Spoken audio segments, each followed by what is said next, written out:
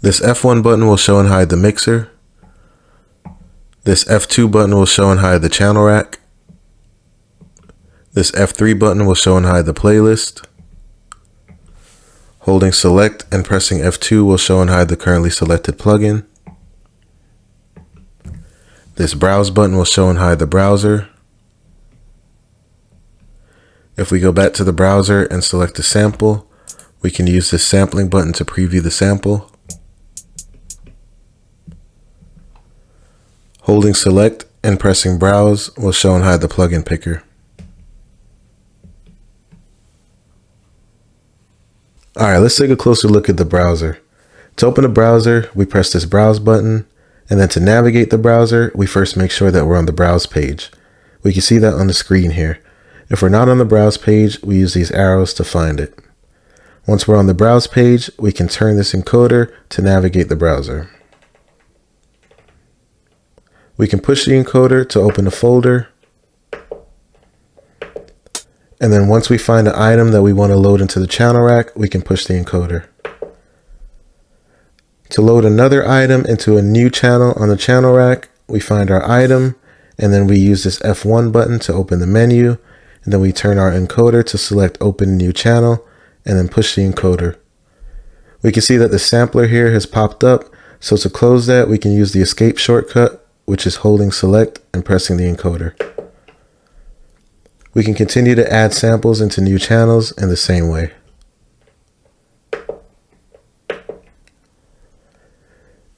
Let's say we find a sample and open up the menu, but we change our mind. We can get out of the menu by using the same escape shortcut, select and push the encoder.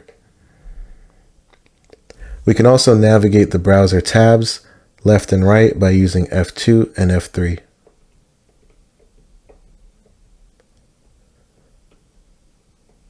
And we can navigate the other tabs the same way.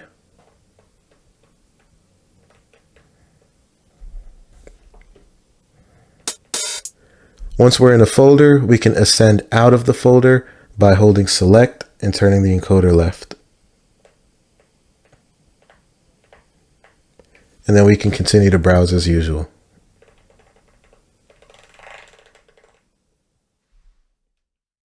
While we're on the browse page, we also have a shortcut available to close all windows, which is holding select and pressing F1.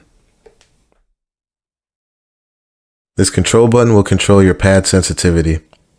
When it's on like it is now, your pads become more sensitive to touch, so you can touch them more lightly to trigger a sound.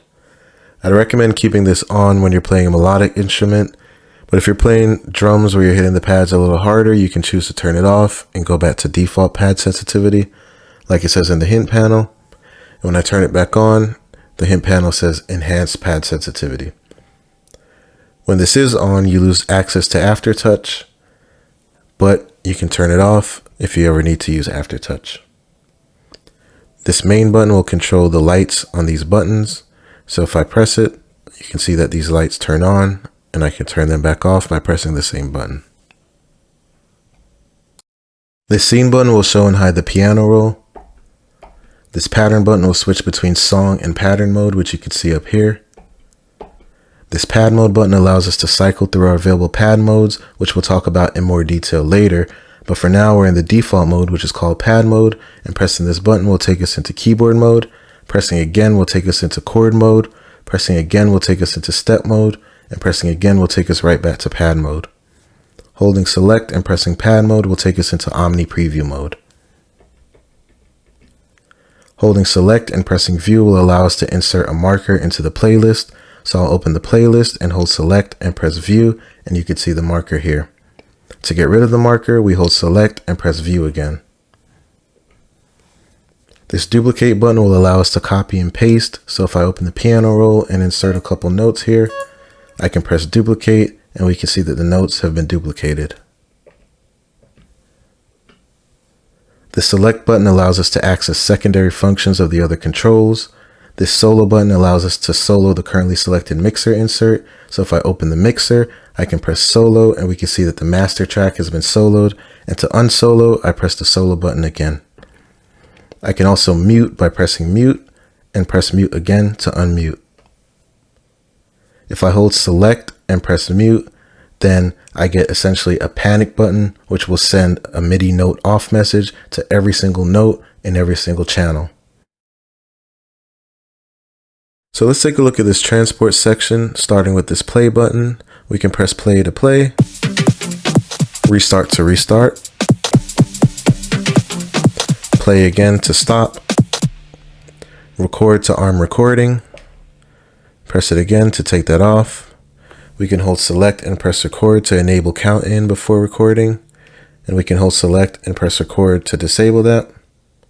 Then we have these left and right arrow buttons which control our octave, and they light up according to where they are relative to octave 0. So if I press this arrow, I can go up an octave, I can go back down and down again, and then I can go back up to octave 0. Then we have this erase button which pretty much deletes things. So if I open up the piano roll, I can press erase and get rid of the notes.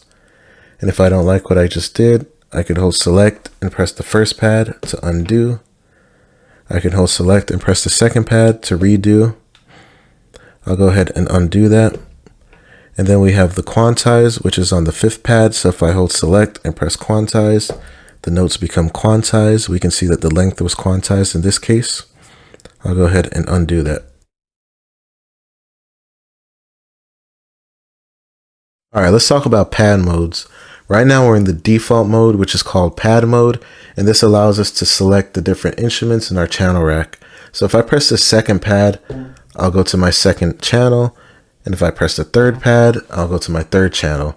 And I can go back to the first by pressing the first pad. And each time I press the pad, I can preview the sound of whatever's on that channel. So we have a mode that's similar to pad mode, which is called Omni preview mode, and we get there by holding select and pressing pad mode.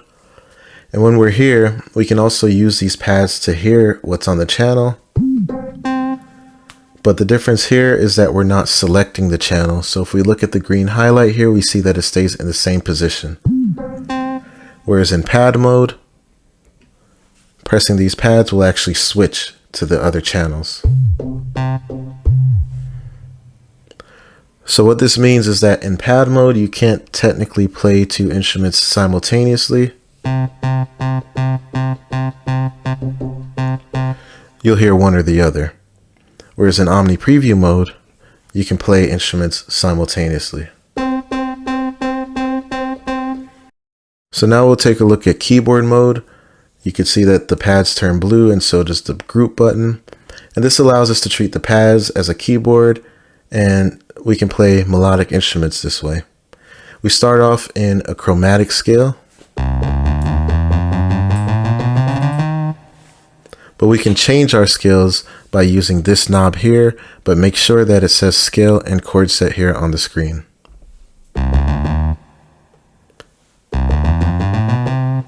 That's a major scale, which we could see in the hint panel when I change it. I can also go to a minor scale. I can go to a harmonic minor. I can go to a major pentatonic. And we have a bunch of different scales. All the scales that are available in Maschine software are available here. And each time we switch scales, we can see that the pads highlight differently to indicate where the root notes are.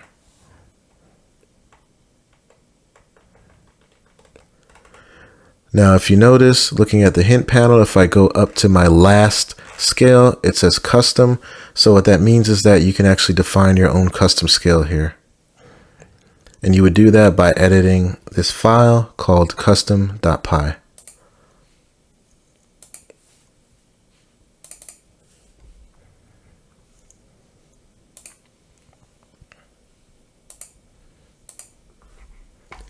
Now we'll press this pad mode button again and it'll take us into chords mode.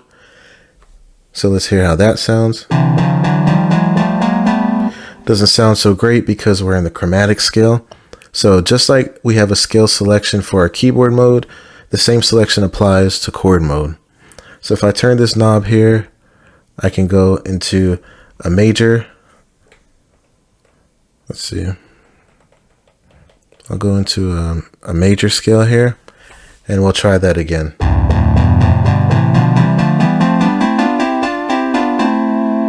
It sounds a little better this time. We can try a minor scale.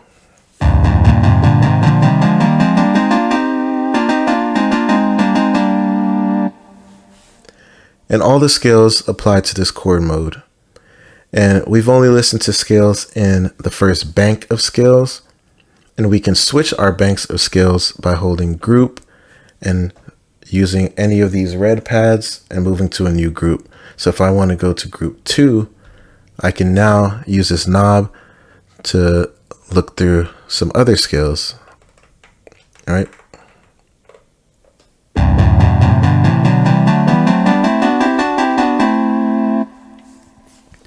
Now these chords that we've been listening to are the 1 and 3, which means the first and third notes of the corresponding scale.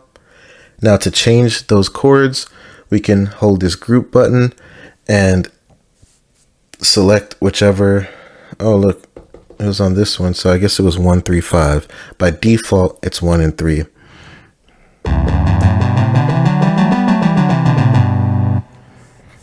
But we can switch which chords we're playing by changing these green pads. So if I want to go to 1 and 5, I'll press this second green pad, and we can see in the hint panel, we're playing 1 and 5 now. 1, 3, 5.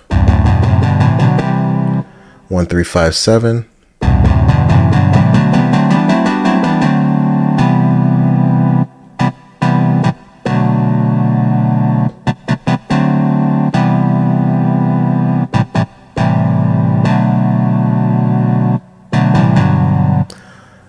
All right, and we have a bunch more. We have 1, 4, 5, 1, 4, 7, octave.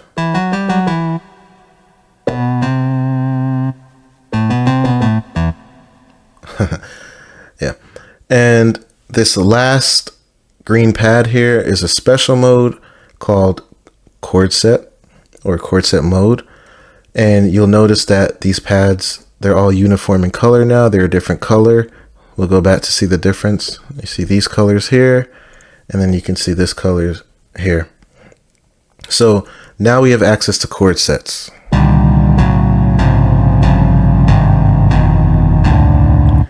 All right, I don't like the octave that's at, so I'm gonna go up an octave by pressing this button, and we'll listen to that again.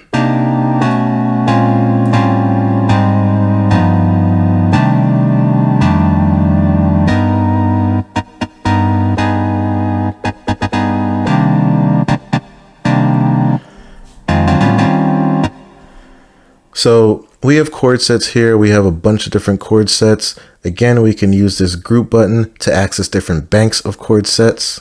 So we were just in the first bank, but before we switch to a different bank, let's go ahead and try some of the available chord sets that are in this first bank. So we change chord sets by holding select and turning this knob.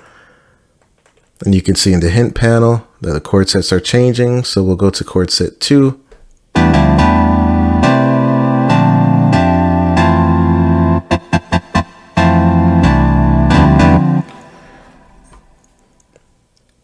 We can go to chord set 3. Let me turn this down a bit.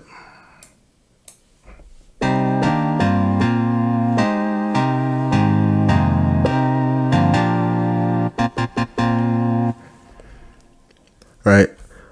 We can hold group and switch the bank. And now we can listen to chord sets in this bank.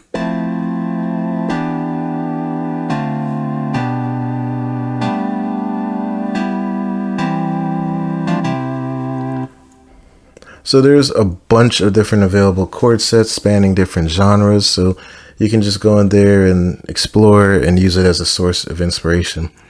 But if you know what chord sets you want to play, you can actually add custom ones. So we do that by going to group and going to the last group while we're in chord set mode here. And at first we'll notice that we don't hear any sound. And that's because we haven't defined any custom chords yet.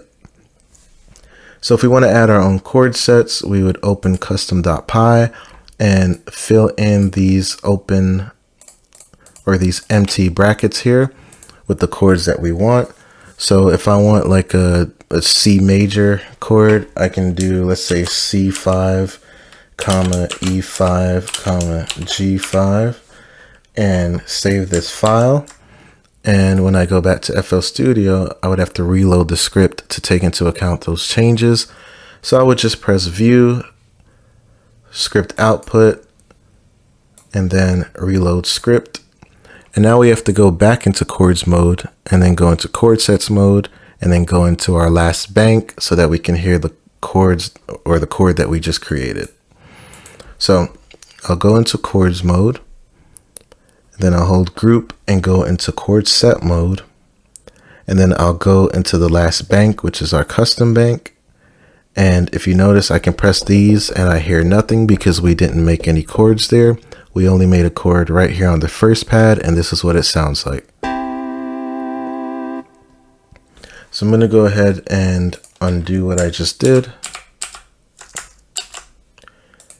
All right, and we'll pick back up where we left off. So with all these chords and scales and keyboard mode and all that, you can actually change the key that you're in, and you can change the octave as we seen earlier. So we'll start off with octave. I'll play a random chord. And if I want to go up an octave, I press this arrow right here. And I can go back down. All right. And if I want to change my semitone or the key that I'm in, I would use these arrows here to go to the page that controls semitone. And it says transpose here and semitone here. So if I press a pad, that's my chord, and I can change the key that it's in. And you can see what key it's in the hint panel up top. So we're doing that to chord sets here, but we can really do that to any key or any chord. So if I go, let's say here to 1 and 5, I can still control the semitone.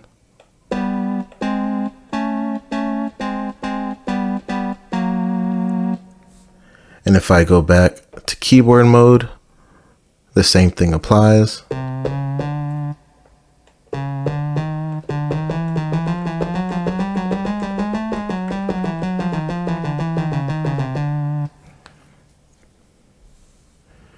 All right. So let's continue looking through these pages and see what we have here. We looked at scales already, right? We can change the scales and chord set by holding select and turning this knob. So now we have a page here for chord position or inversions. And you can see that inversion is at 0 now. So we're just in the root position of our chord. So if we go back to chord mode and let's choose a nice scale real quick.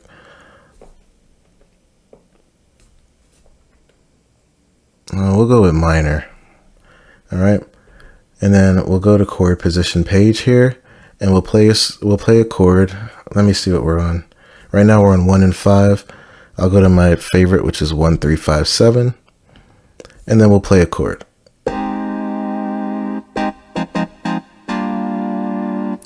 We can invert the chord by turning this knob while on the chord position page.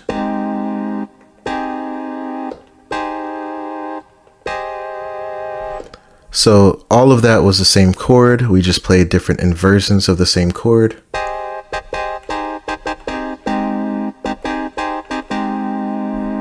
Same chord, just inverted. All right, let's see what we have here. We also have a fixed velocity page. So right now we see the values at 127. We can turn it to whatever velocity we want it fixed at.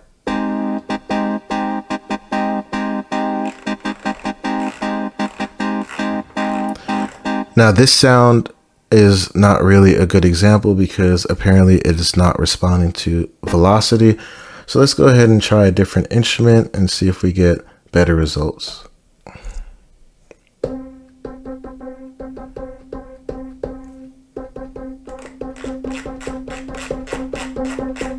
Yeah, you can kind of hear the volume increasing as we increase the velocity here. So here's 127. And we'll go all the way down to, let's say, 7. And it's quieter. If we turn this all the way down to 0, we don't have fixed velocity anymore. The pad will play according to how hard we hit it.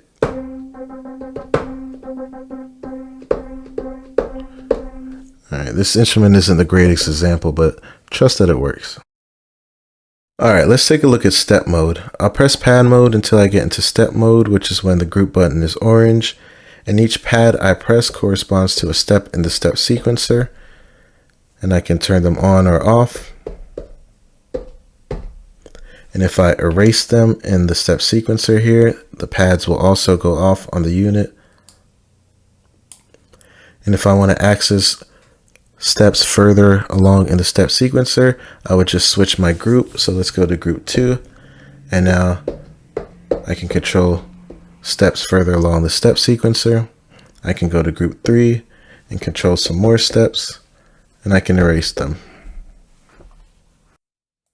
And if you happen to have multiple machines, you can combine these modes.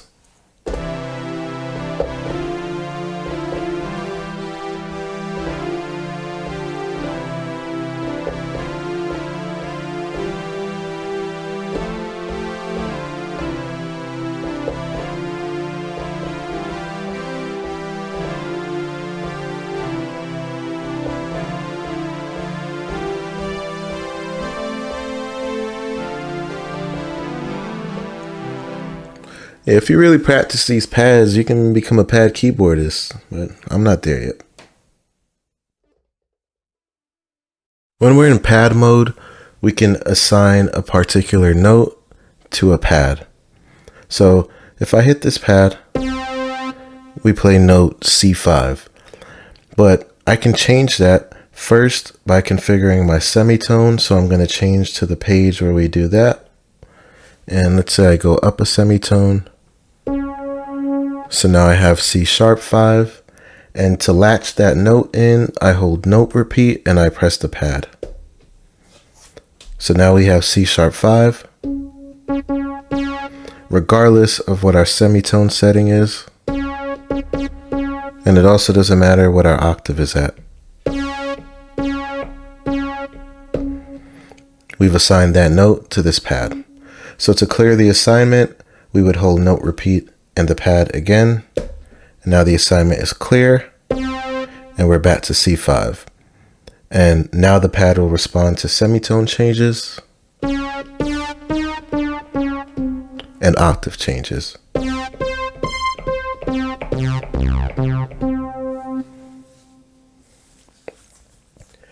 We can also change the colors of the pads when we're in pad mode and Omni preview mode.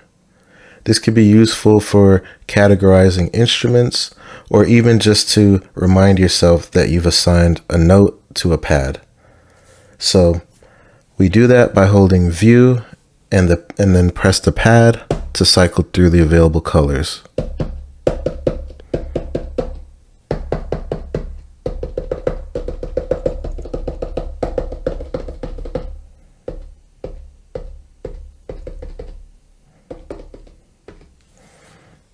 So here we have some random colors. And we can do that in Omni preview mode.